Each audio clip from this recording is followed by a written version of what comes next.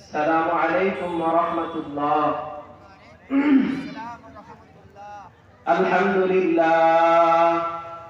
الحمد لله الذي أرسل رسوله بالهدى ودين الحق ليظهره على الدين كله وكفى بالله شهيدا. والصلاة والسلام على سيد الأنبياء وخاتم الأنبياء والمرسلين وعلى آله وأصحابه أجمعين. أما بعد فأعوذ بالله من الشيطان الرجيم. بسم الله الرحمن الرحيم. يا بني لا تشرك بالله إن الشرك لظلم عظيم. وقال رسول الله صلى الله عليه وسلم اجتنبوا السبع الموبقات. قالوا ما هن يا رسول الله؟ أو كما قال النبي عليه الصلاة والسلام اللهم بارك لنا في رجب وشعبان وبلغنا رمضان. اللهم نور قلبي وأسلك لساني وزيد قوة حفظي والسمع والبصر. আলহামদুলিল্লাহ, আল্লাহ পাকের দরবারে লাখ কোটি শুকর যে মহান রব্বুল আলামিন আমাকে আপনাকে আল্লাহ পাকের বরত্ব এবং রাসূল কারীম সাল্লাল্লাহু আলাইহি ওয়াসাল্লামের সুন্নাহ এই বিষয়ে কিছু কথা বলার এবং শোনার সুযোগ দান করেছেন। এজন্য সেই মহিমান্বিত রব সে আল্লাহ পাকের দরবারে আমরা শুকরিয়া আদায় করতেছি। আলহামদুলিল্লাহ, আমি আপনাদের সামনে পবিত্র কালামে হাকিম থেকে আয়াতের অংশ বিশেষ তেলাওয়াত করেছি এবং হাদিসের মধ্যে হতে একটি হাদিস তেলাওয়াত করেছি। আমার আলোচ্য বিষয় হলো 7টি ধ্বংসাত্মক জিনিস থেকে রাসূল আমাদেরকে বাঁচতে বলেছেন। বলে আমরা এতক্ষণ বয়ান শুনেছি দুরূদের ফাযাইল, আমরা এতক্ষণ বয়ান শুনলাম শিরক, আমরা এতক্ষণ বয়ান শুনলাম দান সদকা। এই দুরূদ শরীফ আমার কোনো কাজে আসবে না, এই দান সদকা আমার কোনো কাজে আসবে না যদি এই 7টি ধ্বংসাত্মক জিনিস আমার মধ্যে থেকে যায়। রাসূল কারীম সাল্লাল্লাহু আলাইহি ওয়াসাল্লাম বলেন এই 7টি ধ্বংসাত্মক জিনিস মানুষকে চিরতরে নিশ্চিত জাহান্নামে বানায় দেয়। নাউযুবিল্লাহ। আরে সদকায় আমার ফায়দা দিবে না, দুরূদে আমাকে ফায়দা দিবে না, তবে দিবে কখন? এই 7টি ধ্বংসাত্মক জিনিস থেকে যখন আমি বাঁচব। আমি বেশি কথা বলবো না, সংক্ষিপ্ত সময়ে 7টি বিষয় আপনাদেরকে শোনাবো। আপনারা আল্লাহর কাছে দোয়া করবেন, আল্লাহ তাআলা আপনাদের দোয়া ও নেক দোয়ার মাধ্যমে আমার থেকে ভালো ভালো কথা বাহির করবেন। বাকি আপনারা যদি বাজারের মধ্যে বাদাম খাইতে থাকেন আর টিভি সিনেমা নিয়ে দেখতে থাকেন তো আমরা বয়ান করবো, আমাদের বয়ান আপনাদের কাজে আসবে না, এই সুন্দর এক মজমা দিয়ে কোনো ফায়দাও নিতে পারবো না। এই জন্য সাহাবায়ে কেরামের গুণ ছিল তারা সর্বদা রাসূল কি বলতেন তা শুনতো। এখন রাসূলুল্লাহ সাল্লাল্লাহু আলাইহি ওয়াসাল্লাম দুনিয়াতে নাই, তার সাহাবায়ে কেরাম নাই, তাবেঈ নাই, তাবেঈ নাই, আইম্মে মুজতাহিদিন নাই। এখন দেখে গেছেন ছন্দের যে উলামায়ে কেরাম, এই উলামায়ে কেরামকে যারা মাইনাস করে বাংলাদেশে চলবে তারা দিন থেকে দিন চুপ হয়ে যাবে, দিন খুঁজে পাবে না। এজন্য আমরা উলামায়ে কেরাম আমাদেরকে দিন শিখায়, এখান থেকে আমরা ভালোভাবে দিন শিখবো। তো আমরা সর্বপ্রথম আল্লাহ বলেন, আল্লাহ রাসূল বলেন قال رسول الله صلى الله عليه وسلم اجتنبوا السبع الموبقات. قالوا ما هن يا رسول الله? ও পয়গম্বর, আপনি আমাদেরকে জানা দেন সেই 7টা জিনিস কি?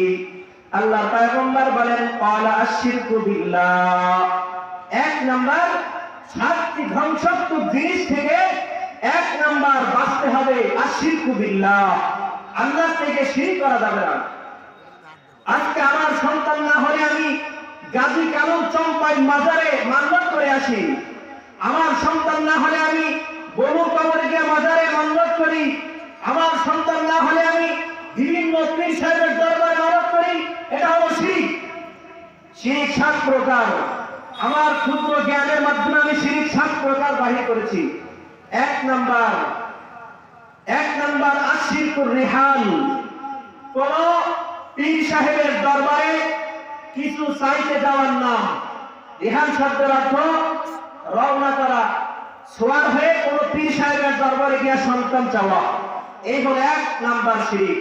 যখন এটা আমার মধ্যে থাকবে তখন আল্লাহ তাআলা, আমি সাদকা করলে কবুল হবে না, আমি দান করলে কবুল হবে না, এবং আমি কাইয়ুমের সাথে শিরিক করেছি, মানে আল্লাহর সাথে শিরিক করেছি। আর যে ব্যক্তি আল্লাহর সাথে শিরিক করে, আল্লাহ পাক রাসূলকে বলেছেন লা ইয়াহবাতান্না আমালু ওয়া লা তাকুনান্না মিনাল খাসিরিন। হে রাসূল, লা ইন আশরাকতা, যদি আপনি শিরিক করেন আপনার সমস্ত আমল আমি বরবাদ করে দিব। তাফসীরের কিতাবের মধ্যে লেখা আছে রাসূলকে বলার উদ্দেশ্য হলো আল্লাহ তাআলা গোটা পৃথিবীর মানুষকে জানিয়ে দিয়েছেন তোমরা শিরিক থেকে বাঁচো। 1 নাম্বার শিরিকের নাম কি বলেন? আশিরকুর রিহান। এখান থেকে কোন পীর সাহেবের কবর জিয়ারত করতে যাওয়া, যে তার কবর জিয়ারত করতে যাইতেছি, কোন ব্যক্তির কবরে গিয়ে কিছু চাওয়া, এটা হলো শিরিক 1 নাম্বার। 2 নাম্বার শিরিক আল হালফু বিগাইরিল্লাহ, আল্লাহর নাম ব্যতীত অন্য কারো নামে কসম খাওয়া। যেমন মরা বাবার নামে কসম খায় মানুষ, বিভিন্ন মানুষ কসম খায়, এর কসম তার কসম, এই কসম খালাম। আল্লাহ ব্যতীত অন্য কোন ব্যক্তির নামে কসম খাওয়া। 3 নাম্বার আশিরকুর রুকাব, বলে তাবিজ লিখে তার মধ্যে শিরকি এরকম ঝাড়ফুঁক করা, শিরকি বার্তা দেওয়া ঝাড়ফুঁক করা, এই হলো 3 নাম্বার শিরিক। 4 নাম্বার শিরিক তাআল্লাকাত তামিমা, তাবিজের মধ্যে শিরিক বার্তা লিখে নিজের গায়ের মধ্যে ঝুলায় রাখা, এই হলো 4 নাম্বার শিরিক।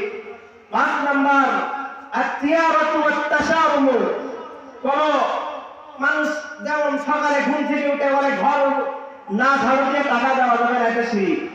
মানুষ বলে সকালে উঠে একটা মানুষ দেখা হয়েছে, বলে আজকে সকালে উঠে আমি ফকিরের সাথে দেখা হয়েছে, আমার দিনটা সব সারাদিন বিফল হয়ে যাবে। দোকানে সর্বপ্রথম আমি কোন এরকম এক দোকানে পলোয়ার চাল কেনার জন্য গেলাম, কিন্তু আমার হঠাৎ সকালে গেছি টাকা নিয়ে আসতে মনে নাই, দোকানদার বলে বাকি দেওয়া যাবে না, সকালে বাকি দিয়ে সারাদিন আমার বাকি হয়ে যাবে। এই যে একটা মনোভাব, আত্মীয়তা, এটাও একটা শিরকের মধ্যে পড়বে। এই সমস্ত কাজ থেকে আমরা বাঁচবো। এরপর আরেকটা শিরক রাসূল বলেন আত-তাসদীকুল আরওয়াহ, গরবদের কথা বিশ্বাস করা। আত-তাসদীকুত তাআররুফ, গরবদের কথাকে বিশ্বাস করে নেওয়ার নাম শিরক। হাত থেকে বলে তোমার এই হবে, হাত থেকে বলে তোমার ওই হবে, এই গরবের কথা বিশ্বাস করার নাম শিরক। তো আল্লাহ তাআলা এই শিরক থেকে বাঁচার তৌফিক দান করেন। বলে লুকমান হাকিম আলাইহিস সালাম তার সন্তানকে বলেন ইয়া বুনাইয়া লা তুশরিক বিল্লাহ ইন্নাশ শিরকা লাযুলমুন আযীম। ও পুরুষার মুসলমান, আপনি তো আমার মায়ের মতো, আমি তো আপনার সন্তান, স্পর্শ ভাষা দিতে চাই। তুমি যখন তোমার সন্তানকে বাসার মধ্যে কিতাবাদি পড়াও, স্কুলের বই পড়াও, যখন এগুলো শিক্ষা দিবা। লুকমান হাকিম তো নবী ছিলেন না, কিন্তু আল্লাহ পাক রব্বুল আলামিন তাকে এত পরিমাণ মহব্বত করেছেন, আল্লাহ পাকের মহব্বত এত বেশি হয়ে গেছে, তার কথা আল্লাহ কোরআনের মধ্যে বলে দিয়েছেন ইয়া বুনাইয়া লা তুশরিক বিল্লাহ ইন্নাশ শিরকা লাযুলমুন আযীম। বলে হে আমার সন্তান, তুমি আল্লাহ পাকের সাথে কখনো শিরক করবা না। এই কাজটা আমি আমার সন্তানকে শিক্ষা দিব যে হে বাবা তুমি শিরক করো না। 1 নাম্বার 7টি ধ্বংসাত্মক জিনিসের কথা বলেছিলাম। 2 নাম্বার আসফেহের জাদু করা, বলে জাদু মানুষকে, কালো জাদু বলে, বিভিন্ন জাদু করে মানুষকে ধ্বংস করে দেয়। বলে 2 নাম্বার 7টি ধ্বংসাত্মক জিনিসের মধ্যে 2 নাম্বারের নাম জাদু করা। জাদু বলে জাদু থেকে বাঁচতে হবে। বলে জাদু করে একজন অন্য একজনের মেয়ের বিবাহ বন্ধ করিয়া দেয়। বলে এই ধ্বংসাত্মক জিনিস থেকে যদি না বাঁচি তো কিয়ামতের ময়দানে আল্লাহ আমার জন্য সেই কঠিন জাহান্নাম রেখে দিয়েছেন। তো 2 নাম্বার জাদু করা। 3 নাম্বার হলো ওয়াকলুর রিবা, সুদ পান করা। সুদের 5টি ক্ষতি বলবো। আল্লাহ তাআলা আপনাদের নেক ও দোয়ার বরকতে আমি যে হাদিস পড়েছি, আমি যে আল্লাহ তাআলার কালাম পড়েছি, সব বিস্তারিত আমি সুদের মাত্র 12টা ক্ষতি বের করেছি। বাকি ওলামা হযরত আমার থেকে আরো ভালো জানেন। তো এই আমরা তো কয়েকটা ক্ষতি আপনাদেরকে শোনাই সুদের ক্ষতি। 1 নাম্বার, যে এলাকার মধ্যে সুদ খায় মানুষ, ওই এলাকার মধ্যে আল্লাহ তাআলা সুদখোরদের মাধ্যমে আল্লাহ তাআলা নতুন নতুন গজব নাযিল করেন। নাউযুবিল্লাহ। মুসনাদ আহমদ হাদিসের কিতাব রাসূল বলেন, قال النبي عليه الصلاة والسلام ما من قوم يظهر الزنا والربا فتحملوا أنفسهم عذاب الله। যে এলাকার মধ্যে মানুষ দুইটা অপরাধ করে, 1 নাম্বার সুদ, 2 নাম্বার জিনা করে, ওই ব্যক্তিরা তাদের নিজের হাত দ্বারা আযাবটা সেই সুদের মধ্যে নামায় দেয়। ও আল্লাহ, আপনি আমাদেরকে মাফ করিয়ে দেন, এই সুদ থেকে আমাদেরকে আপনি বাঁচায় দেন। সুদের 2 নাম্বার যদি পয়গম্বর বলেন, আগের দিনে নারকেল গাছের মধ্যে সুন্দর নারকেল ধরতো, কিন্তু এই গাছের মধ্যে এখন লাউ নাই, নারকেল নাই। বলে কেন? বলে আল্লাহ রাসূল বলেন, মা মিন কওমিন, তোমাদের মধ্যে ওই কওম, যেই কওম আর রিবা সুদ পান করবে, উকিলা বিসালাম, আল্লাহ তাআলা ওই সমাজ থেকে সুন্দর সুন্দর ফসলগুলোকে আস্তে আস্তে উঠায় নেবেন। মা মিন ইয়াযহারু রিবা উকিলা বিসালাম, মানে যে ব্যক্তি সুদ পান করবে, ওই সুদখোরদের মাধ্যমে আল্লাহ তাআলা নতুন নতুন ফসল, আগে ধান হয়তো বেশি, এখন ধান নাই, পানি দিয়ে ডুবাই দিচ্ছে আল্লাহ। কেন? সুদখোরের সুদ খাওয়ার মাধ্যমে আল্লাহ তাআলা ডুবাই দিচ্ছেন। এই সুদের 3 নাম্বার ক্ষতি, রক্তের নদীর মধ্যে হাবুডুবু খাইতে থাকবে। সুদের 4 নাম্বার ক্ষতি রাসূল বলেন, সুদের 4 নাম্বার ক্ষতি আল্লাহ বলেন, সুদখোর কিয়ামতের ময়দানে পাগলের মতো হয়ে উঠবে, তার বদল খাইতে থাকবে, আর বলে সুদখোর একটা পাগল, সুদখোর পাগলের মতো হয়ে উঠবে।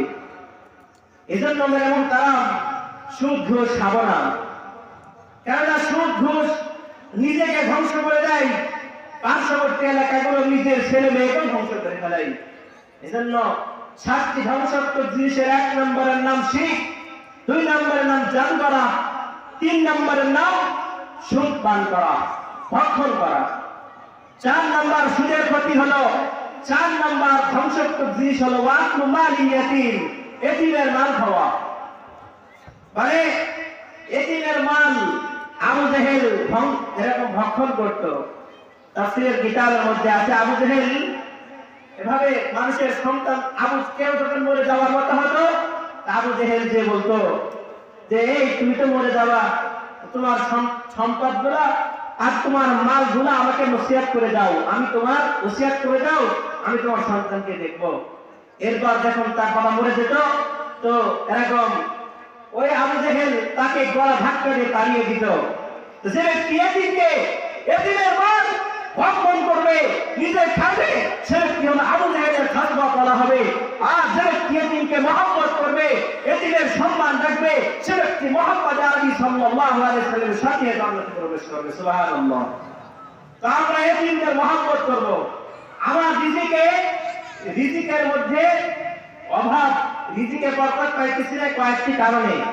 সে কারণগুলো আমি আপনাদেরকে বলি। 1 নাম্বার কারণ, কাল্লা বাল্লা তুকরিমুনাল ইয়াতীম, মানে তোমরা এতিমদেরকে মহব্বত করো না, সম্মান করো না, এজন্য তোমাদের রিজিকের মধ্যে বরকত নাই। 2 নাম্বার হলো ওয়ালা ইয়াহুদ্দু আলা তাআমিল মিসকিন, তোমরা মিসকিনদের খাদ্যের ব্যাপারে কোনো সময় কি করো না, মানে মিসকিনদের খাদ্য দাও না। যেমন উদাহরণ, আমাদের বাজারে বা কেউ চা খাইতেছে, একটা ফকির আসছে, আমি 10টা টাকা দিলাম, অন্য একজন বলতেছে 10 টাকা ফকির না দিয়ে তোর আরেকটা আঠারোর মধ্যে লাগাই দিলে ভালো হতো। মানে নিজেও দেয় না মিসকিনদের খাইতে, আবার অপরে দিয়ে তাকে উদ্বুদ্ধ করে না। ইয়াহুদ্দু মানে উদ্বুদ্ধ করা, ওরা ইয়াহুদ্দু আলা তাআমিল মিসকিন, মানে নিজেও মিসকিনদেরকে খাইতে দেয় না, আবার সে কাউকে উদ্বুদ্ধ করে না। এই হলো রিজিকের মধ্যে সংকীর্ণতার কারণ। 3 নাম্বার রিজিকের মধ্যে সংকীর্ণতার কারণ হলো কথা কুনুনা তুরাস আকলান লাম্মা, শরীক ফাঁকি দেওয়া। তুরাস শব্দের অর্থ লিখেছেন ওয়ারিস সম্পত্তি মাল খেয়ে ফেলা। মানে যে ব্যক্তি